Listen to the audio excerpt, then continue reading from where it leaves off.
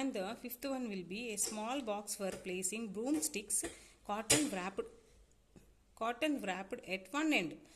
A small box for placing broomsticks.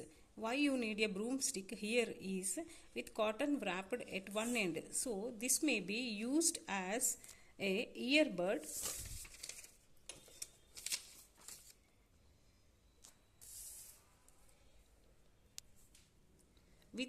which is used as a earbud.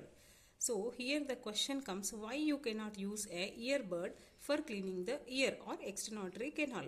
So the earbud will be small and you may have raw cotton edge which is not properly wrapped, and that stick will be very small. To introduce into the ear canal, it may stuck into the ear canal. So you can take a broomstick box. You can readily prepared broomsticks you can place and keep in your right side of the table. So now the sixth one will be a Lux 10% spray bottle. What is Lux?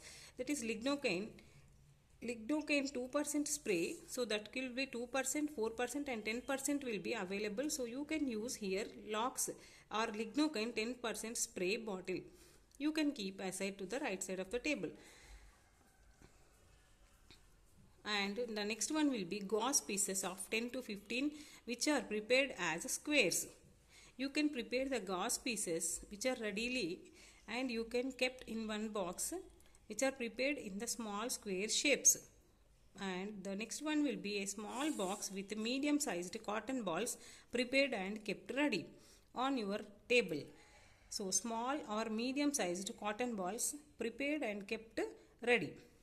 And the next one will be, don't ignore this which is very important. You can place one dustbin on the below of the table.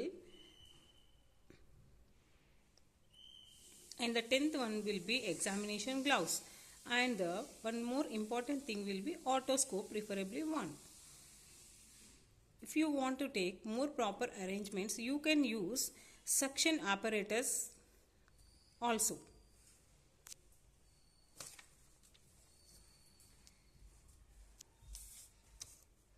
In the first session, I told that in the first slide, I show that you need an instrument tray for the proper examination of the ENT structures, which is preferably placed on the right side, which is the table will be on your right side, and the instruments tray will be on the table.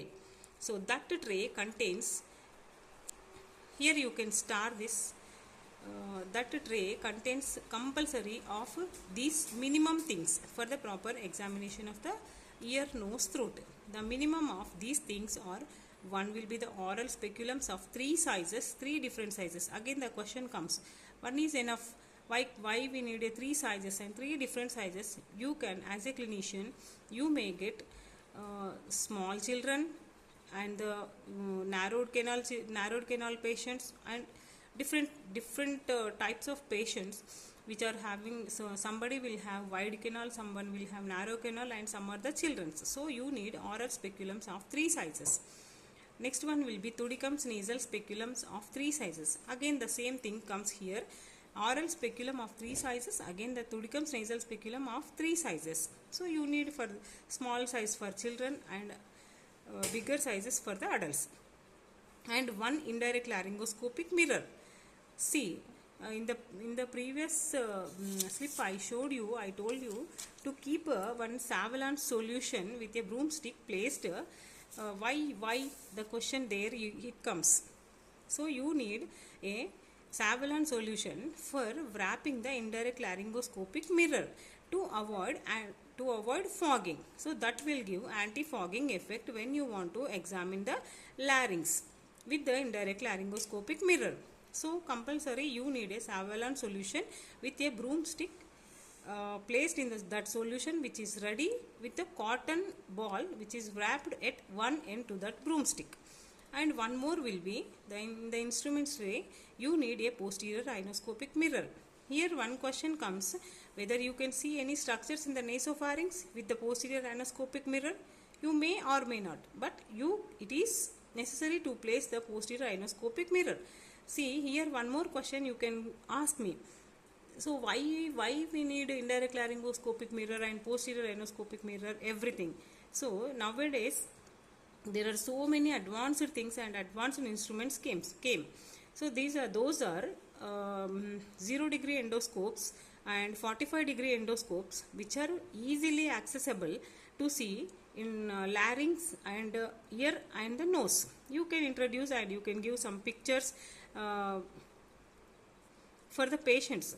So why these olden things you need to place? So I want to give one explanation here, because you can get those equipments like 0-degree endoscopes and 45-degree endoscopes and everything modern, uh, but okay, you can use that, but these are the basic instruments and basic things, which are the ancient things and good things, where the ancient ENT surgeons, so many surgeons used to, since 25 to 40 to 30 years, so many surgeons are using these instruments. Once you can arrange in the table, or you can carry in an instruments tray, or wherever you can go, in the fields also, in the villages also, you can go in the camps also. So you can see the patients with these instruments. uh, so there is no electrical facility and some advanced facilities, printout facilities, and or like that. If you don't have any facilities also, these with these basic instruments you can see the patients very clearly. So that's why, as an ENT surgeon, I will prefer the ancient things, and which are good things and which are standard things for the undergraduates, and these will be very, very important. So one more thing, we stopped here at fourth level, and fifth one will be the Jobson Horn probe. What is this Jobson Horn probe? Jobson Horn probe will be, this is an ear probe which is used to remove the soften wax, and you can remove the foreign bodies, and there are so many other uses with the Jobson Horn probe. And here I am not telling in detail about the uses of these instruments, but you should keep in the instruments tray these things. So ongoing sessions I used to discuss about all the uses of these instruments. Okay. Next comes to sixth one will be the Tilly's nasal dressing forceps. So named after Tilly's, this is the binate shaped bent forceps.